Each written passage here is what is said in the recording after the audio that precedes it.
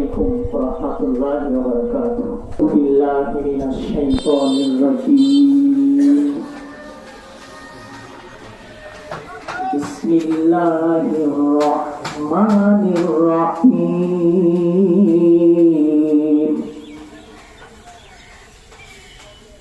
فاذكروني أذكركم واشكروا لي ولا تكفرون. ولنبلونكم بشيء من الخوف والجوع ونقص من الأموال والأنفس والثمرات وبشر الصابرين.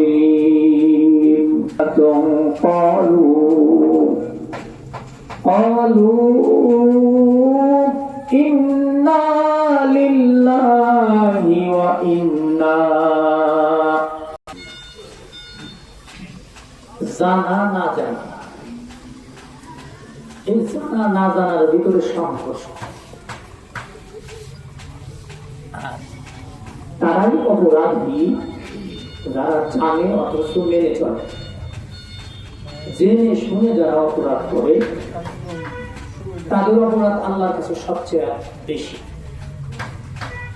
আর যারা জানে না অজ্ঞাত সারে কিছু কাজ জানেই না শুনেই তাদের কাছে যাবে, তারা যদি কোনো অপরাধ করে সে অপরাধ আল্লাহ বিশেষভাবে ক্ষমা সুন্দর দৃষ্টিতে দেখতে পারে। নিতান্ত সেটা আল্লাহর বিষয়। আমি আপনাদের সামনে পবিত্র কোরআন থেকে অল্প আয়াত বলছি। এই আয়াতের অর্থটা আমরা আমাদের বাংলা ভাষায় জানা দরকার, তাতে আমাদের বেশি তাসির হয়। আল্লাহ রাব্বুল আলামিন বলতেছেন, ফাকুরুনি, তোমরা আমার জিকির করো, আমাকে স্মরণ করো। ফাকুরুনি আযকুরকুম, আমি তোমাদের জন্য আমিও তোমাদেরকে স্মরণ করব।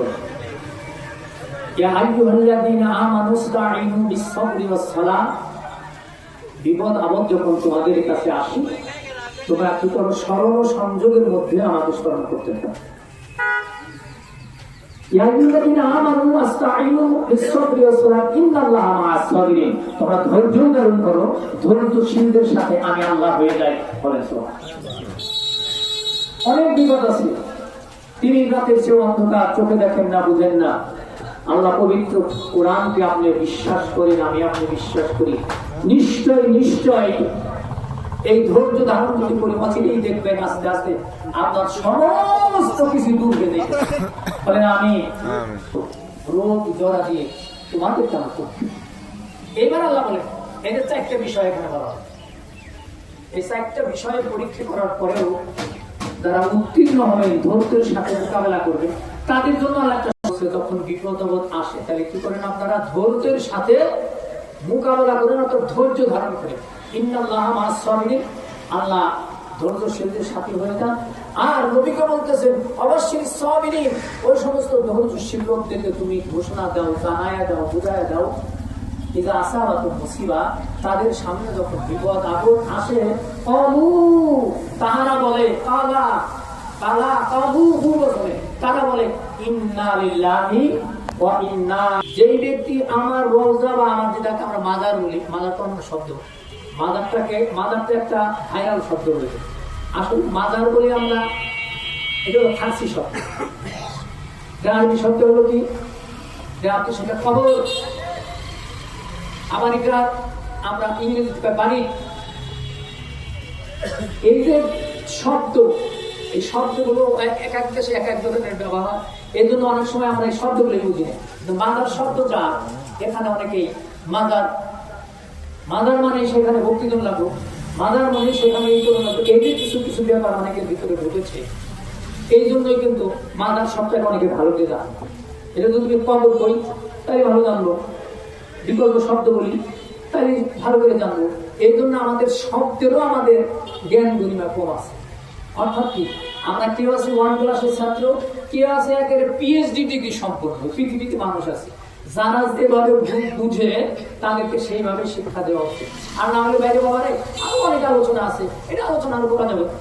আপনি জানতে চান জানান যাবে, কিন্তু লা তাকফুরু, কুফরি করা যাবে না। কুফরি করলে আর কুফরি করলে তার দুনিয়াও যেমন তার সমস্যা হবে, আখিরাতে তো বলাই বা সেটা আল্লাহ বলছে। আর হাদিসটি হলো মান যারা কবরি, যেই ব্যক্তি আমার রওজাকে বা আমার কবরকে বা আমার মাজারকে জিয়ারত করল, জিয়ারত করা পরিদর্শন করা, সেখানে যাওয়া, সালাম দেওয়া, বিভিন্ন দোয়া খায়। আল্লাহ রাসূল সাল্লাল্লাহু আলাইহি ওয়া সাল্লাম কবরকে পরিদর্শন করে দোয়া খায় করা, রাউন্ড করা, এক রাউন্ডে যা কবরের বের হয়ে যায়। অসংখ্য মানুষের এত তো সময় দেওয়া যায় না, তাই না? এই তাহলে দেখা গেল নবীজির একটা হাদিস পাওয়া গেছে, মান যারা কবরি ওয়াজাবাত লাহু শাফাআতিহি, যেই ব্যক্তি আমার রওজা জিয়ারত করিল বা করিবে, করে রোজ হাসরের ময়দানে, যেদিন বিভীষিকাময় হাসরের ময়দান হবে, মা তার সন্তান পরিচয় দিবে না, বাপ তার সন্তান পরিচয় দিবে না, স্ত্রী স্বামী বলে স্বীকার করবে না, সন্তান সন্ততির কথা সকলেই অস্বীকার করবে। অন্য একটা দিন, ওই দিনে যখন আল্লাহ নবী সাল্লাল্লাহু আলাইহি ওয়া সাল্লাম তার জন্য না পবিত্র কোরআনের দলিল, সুন্নাহের দলিল, তারই আমরা আলোচনা করব। আলোচনা যদি ভুল হয় আমাকে সংশোধন করে দিবেন, এটা আপনাদেরকে খারাপ না হলো। আর আগে থেকে বসে বসে ওই যে কানাকানি করবেন, ওটা করেন না। আজকে আমরা আলোচনা করতেছি, এখন আসেন, যদি আমরা কোনো অন্য ধরনের কথা বলে থাকি দলিল দিয়ে প্রমাণ করবো। দলিল দিয়ে প্রমাণের বাইরে যদি কোনো কিছু হয় আপনারা করেন, সেটা কিন্তু ভালো হবে না। কারণ বিপদ আল বিবাদ আসাধ্য মিনাল জিনা, জিনার চেয়েও অত্যন্ত জঘন্য হবে বিবাদ। বিবাদ সম্পর্কে আল্লাহ রাসূল সাল্লাল্লাহু আলাইহি ওয়াসাল্লাম। তো বাবারা, ভাইরা, আমরা একটা সংগঠন করেছি, সেই সংগঠনের নাম হলো সুফি সংগঠন বাংলাদেশ। বাংলাদেশের একটা সুফি সংগঠন। বাবারা, সুফিটা কি, সুফটা কি, এ কথাটাও দাও যদি আলেম ওলামারা মসজিদে মাদ্রাসায় আমাদের শিক্ষা দিত, সুফি শব্দটা আমাদের এত বুঝতে আমরা ব্যর্থ হইতাম না। এই শব্দটাও আমাদের জানা যায়, সুফিটা কি। এখান থেকে কেউ সৌদি আরবে গেছে বা কুয়েতে গেছেন, এরকম আরো দেশে ঘুরছেন, এমন কেউ আছে? আচ্ছা, ওরা কয় হইলো সারের, ওরা তা ব্যবহার, ওরা কয় তো এই জামাটা দেখা মাগাই দিচ্ছি না, এই যে হুজুরাটা এই পর্যন্ত নেক্সট সাত জামা, ওটা হলো লিবাসু তাকওয়া, তাকওয়ার জামা।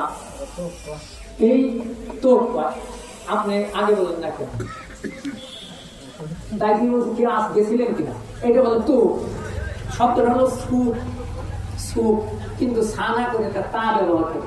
অনেক শব্দকে তীব্র ব্যবহার করে, যা আমরা পবিত্র কোরআন আর সুন্নাতে পাই। শব্দ সরাসরি ওই দেশে না গেলে, আঞ্চলিক ভাষা না শিখলে বোঝা যাবে, এই জন্য গেলেই বোঝা যায়। এটা আমরা যেমন কই, আমরা যেমন তারা কয় তো, তো মানে সুর, অর্থাৎ নবী করিম সাল্লাল্লাহু আলাইহি ওয়া সাল্লামকে যখন কুরাইশ বংশ এবং অন্যান্য গোত্রের বংশ অত্যন্ত আদান দিতেছে, আপনার এই যে আসরের টাইম, যে যে আছেন, যেখানে যেভাবে মসজিদে যান বা আশেপাশে থাকবেন, নামাজ পড়েন। আমি এই আজকে সংগঠনের জন্য আমি 2 ওয়াক্ত নামাজ একসাথে পড়ে আসছি, আসলে পড়ছি, তো পড়ছি, ও দুইটার সাথে পড়া যায়। এইটা জায়েজ আছে। আর এখন যদি আলোচনা না বাজে, নাসির নামাজ আলোচনা শুরু করলে তো নামাজ পড়তে পারবেন। যেহেতু আজান দিছে, আমরা আজানের এই জামাতের আগে কথা বলি, তাহলে এই সময়টা নামাজ পড়ে আসি। আমি কিন্তু নামাজ পড়ে আসছি, বললাম দলিল দিয়ে নামাজ পড়ে আসছি। রব্বি হাবলি মিনাস সলিহিন, এই কান্নাটা কে কাঁদছে বলেন তো দেখি? এই কান্নাটা কাটছেন ইব্রাহিম আলাইহিস সালাতু ওয়াস সালাম। আর ইব্রাহিম আলাইহিস সালাতু ওয়াস সালাম হলো হয় দেবে তালা রব্বু বিকালিমাতিন ফাতাম্মাহুন্না ক্বালা ইন্নী জাঈলুকা লিন-নাসি ইমামা ক্বালা ওয়া মিন যুররিয়াতি ক্বালা লা ইয়ানালু আহদিজ জালিমিন। আল্লাহ রাব্বুল আলামিন এখানে বলে ঘোষণা, হে ইব্রাহিম, আমি তোমাকে পরীক্ষা করলাম, আমি তোমাকে শিখিয়েছি